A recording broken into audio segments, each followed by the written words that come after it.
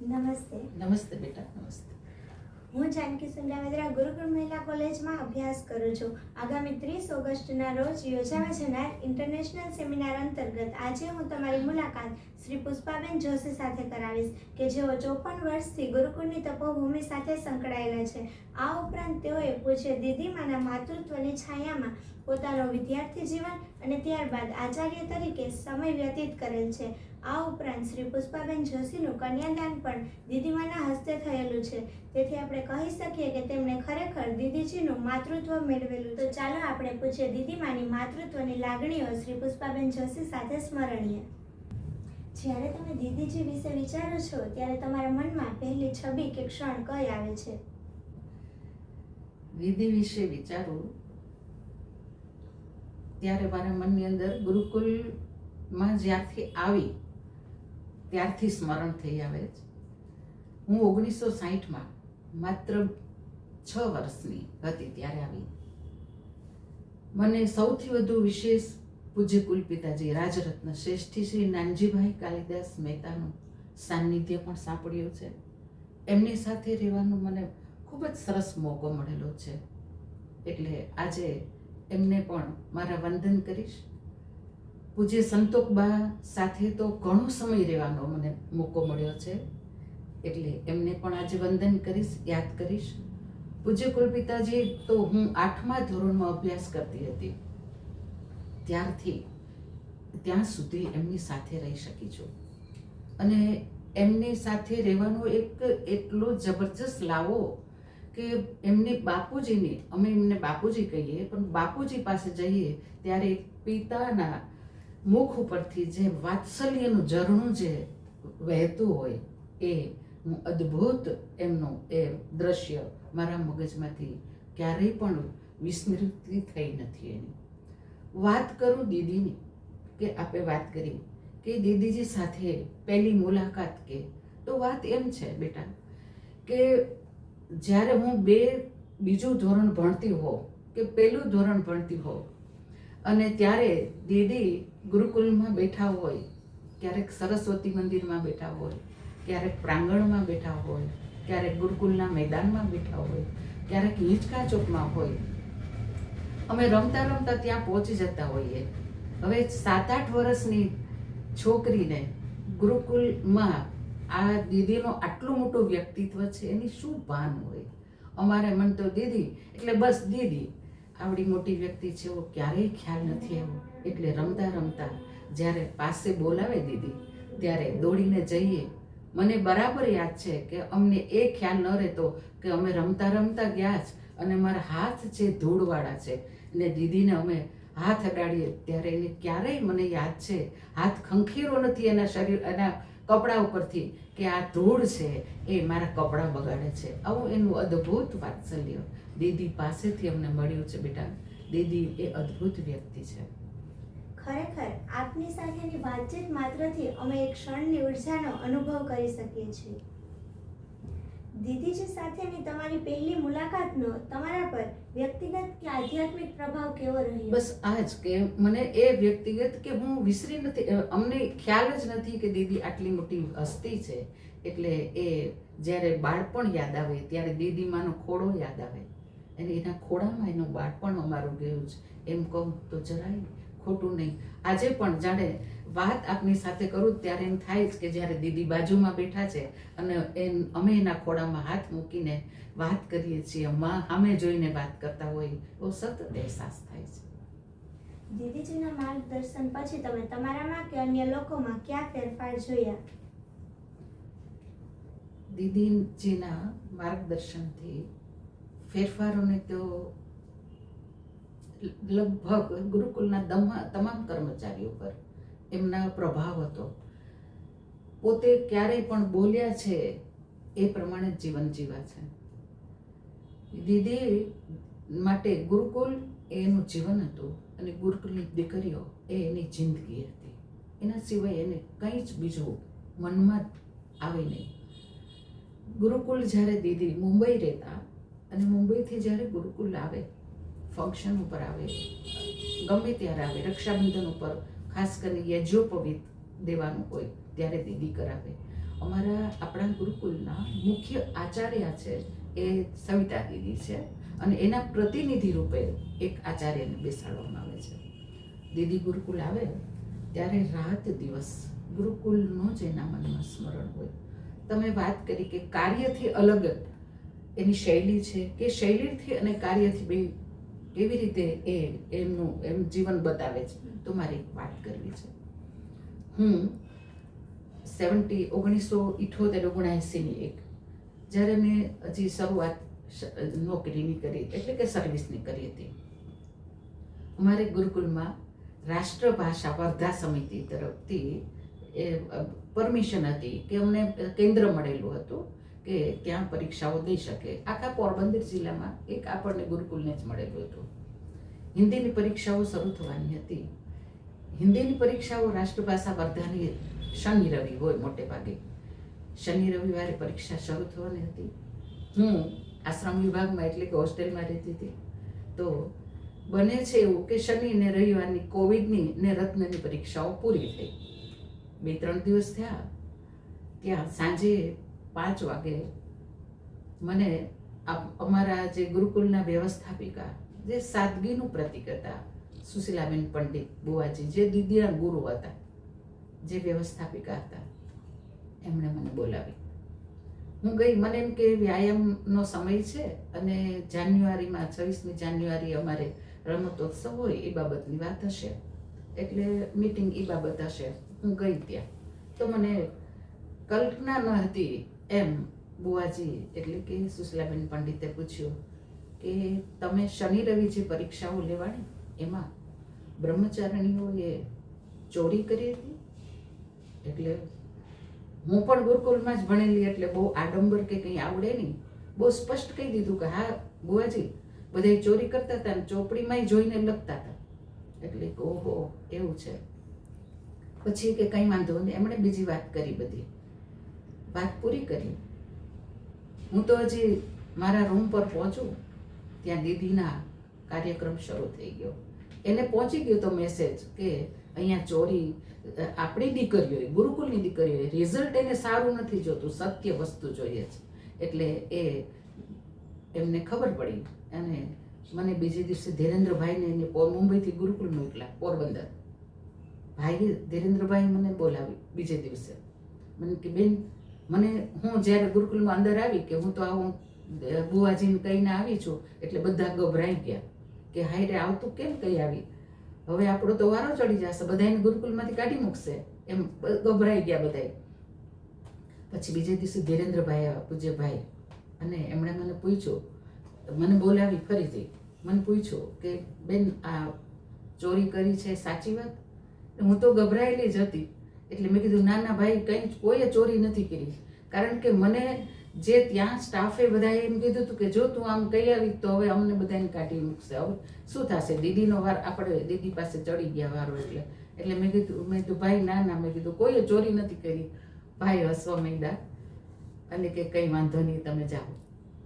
એમને ખ્યાલ આવી ગયો મારા એકદમ બાલિશ વ્યવહારથી. પછી એમણે દીદીને ફોનમાં વાત કરી, ત્યારે મોબાઈલ તો હતા નહીં. એમણે દીદીને ફોનથી વાત કરી, જે કંઈ કર્યું હોય.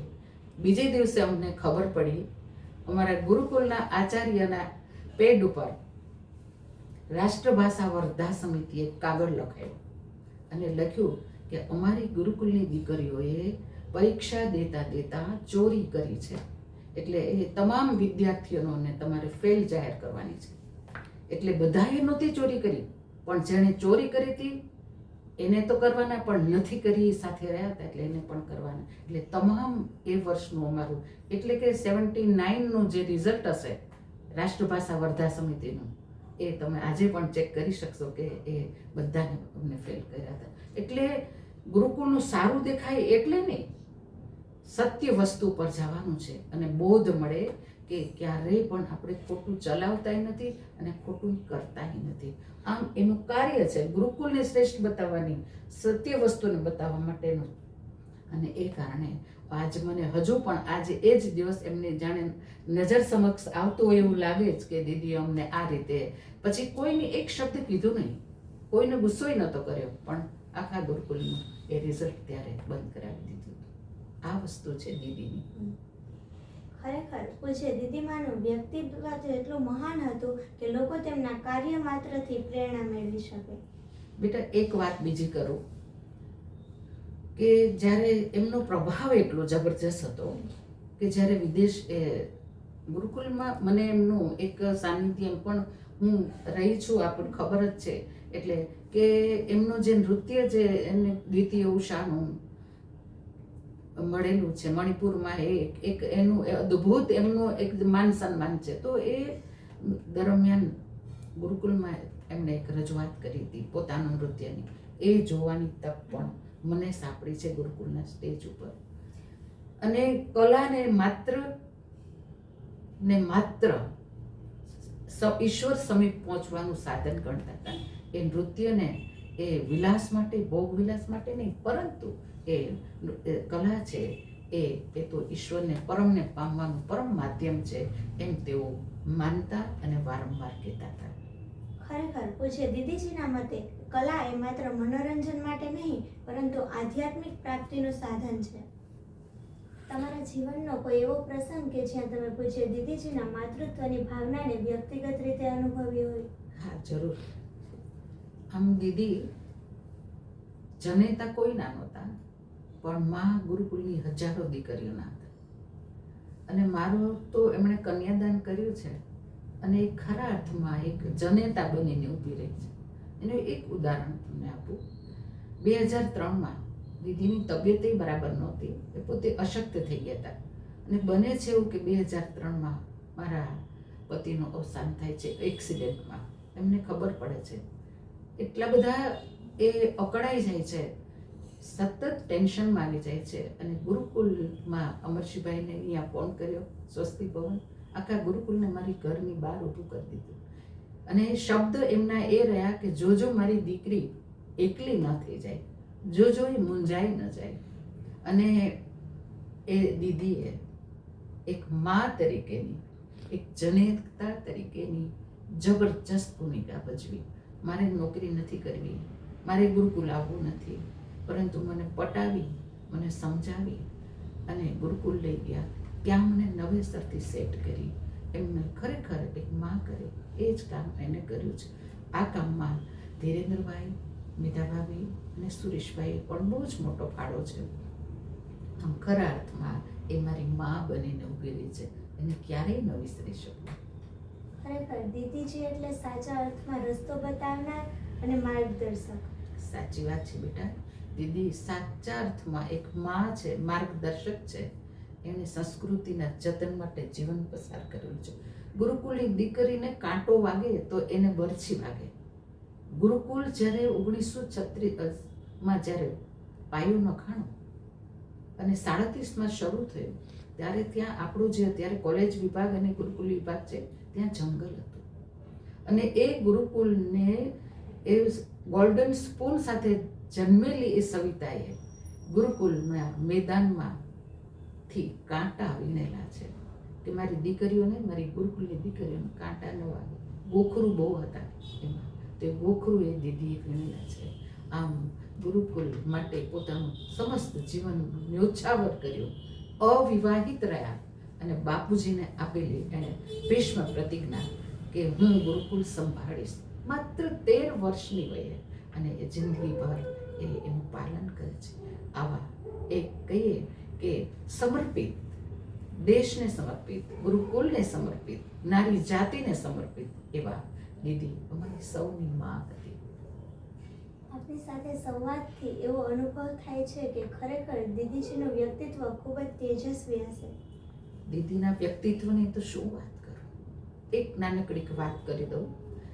જ્યારે તેઓ લંડન એમનું નૃત્ય હતું, એની સાધના, નૃત્યને તેઓ તો સાધના કરતા હતા. એટલે એમનું જ્યારે નૃત્યનું પ્રસ્તુતિ હતી ત્યારે એ કૃષ્ણ ભક્તિનું હતું. અને એ રજૂઆત કરતા હતા ત્યારે ત્યાંના લોકો છે, એની સંસ્કૃતિ જુદી છે. એ નૃત્ય માને, આપણે એ સાધના માનીએ.